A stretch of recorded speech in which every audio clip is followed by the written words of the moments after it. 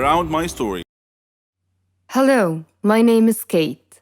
Now I'm going to say this. I am by no means a saint, and the only reason I brought this up is later in the story. So, I dated this guy in high school for 2 years. He was the love of my life, and I planned on marrying him. His dad became super controlling, and eventually he forced us to break up. He immediately got into a relationship with another girl, and I moved on. Later on, I met this guy who we will call Max, and he was a mix between country and scene. He liked artists like Lil Peep and also was in love with horses. He had a girlfriend who lived across the country, but we stayed friends. They eventually broke up, and naturally, we both grew closer. Dear God, I regret ever saying yes to going out with him. The first 2 months, they were constant fighting. He wanted us to visit his ex girlfriend because she was failing college and addicted to coke while we were together. He would sometimes text her while he was at my house or while we were at dinner, but eventually he quit. The next few months were okay at best. He would constantly start fights with my male friends and even assumed I was cheating on him with one friend who at the time did have a crush on me. But I'm a very loyal person who went as far as to put more of my time into hanging out with my boyfriend than my friends. Eventually, we went on a cruise and he got high with a group of girls and kissed one of them. I cut it off and went on to date others. So, he texted me 3 months after breaking up, saying he wants to talk and apologize for what he did. I was still in love with him, so I agreed and we set up a time for when he could come over. I knew instantly when he pulled into my driveway that I was going to regret ever responding. There was no hug, no I miss you, none of that. Instead, he walks up to me, looks me in the eye, and says, I want to get this out of the way. I've dated a lot of people since we broke up. Yeah, nothing wrong with that. I mean, I did the same when we broke up. So I kind of agreed to being just friends and never go back to talking about getting back together for now. But then comes the bullshit. He calls me one night and says, Hey, I want to get back with you. Because honestly, wandering around is boring, and I don't want to jump into things instantly. And I was wondering if dating without labels would be okay with you. When I asked him to elaborate, he replied, as in, I can still go to dinner with other girls, you can go to dinner with other guys, and we'll see what happens. Needless to say, I hung up without saying a word. Told him thanks, but no thanks. You are not who you used to be, and I'm not interested anymore. Bonus chapter. He stopped a few weeks, but he would periodically send me pictures of him at parties or on dates with other girls or pictures of his private areas. Anyways, ever since he has been blocked on everything, but I just thought I would share this with you. This is a shout out to every girl out there. Please find someone that's worth your love and affection, not someone who wants to play with it. Hey, my name is Rachel. In high school, the homecoming dance was coming up. I happened to confide that I had a crush on a popular guy to another girl in my class. Unbeknownst to me, they were very, very good friends, and this girl offered to put in a good word for me. The next day, she told me my crush would totally say yes if I asked him. So, in between periods, I found my crush in the hallway, asked him to the homecoming dance, and he said yes. Well, homecoming is on Saturday. Today is Thursday. My crush, his friend, and we went to lunch together, and I offered to pay in the hopes that this will make them like me even more. And yes, I was that bad.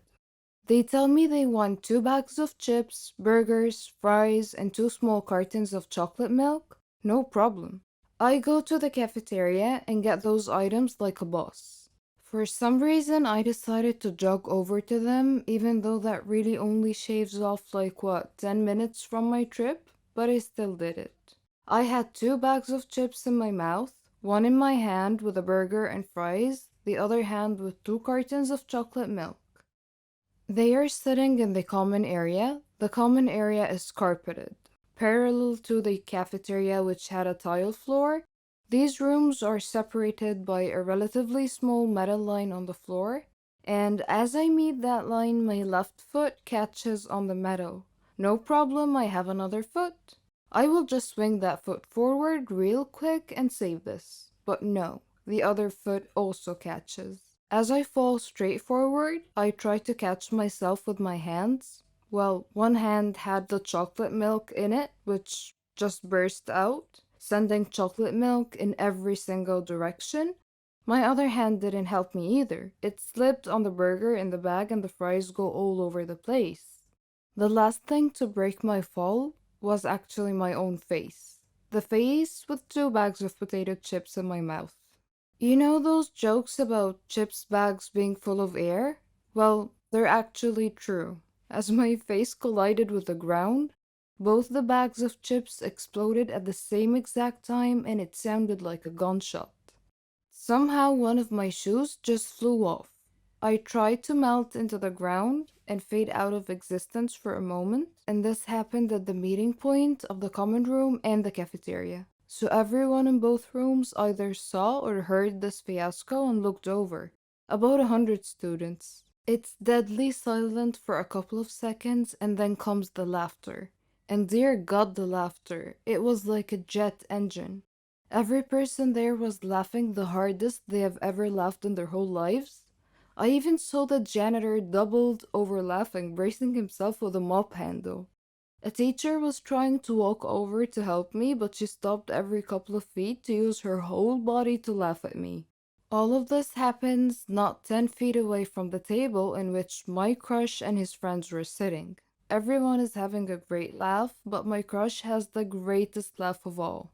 He has fallen to the ground, with one hand bracing himself on his knees. The other hand is clutched at his ribs as he laughs so hard that no sound comes out. He was wheezing like a dolphin.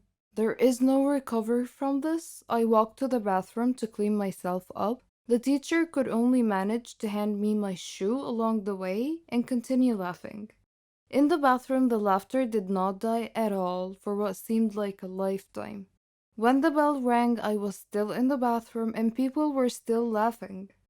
While I spent the whole day wallowing in easily the most embarrassing moment of my life, I thought, well, maybe I'm just a funny girl and he will like it. The next morning, I see my crush before class and he walks up to me and he says, "So homecoming is tomorrow." Eager not to speak about the shit show that happened yesterday, I just excitedly said, "Yes, yes it is." And then he delivers a crisp and says, so this girl that I actually like asked me to go to the dance with her, so I think I'm gonna go." To which I replied, yeah, that makes sense. I totally did not go in the bathroom and cry after that.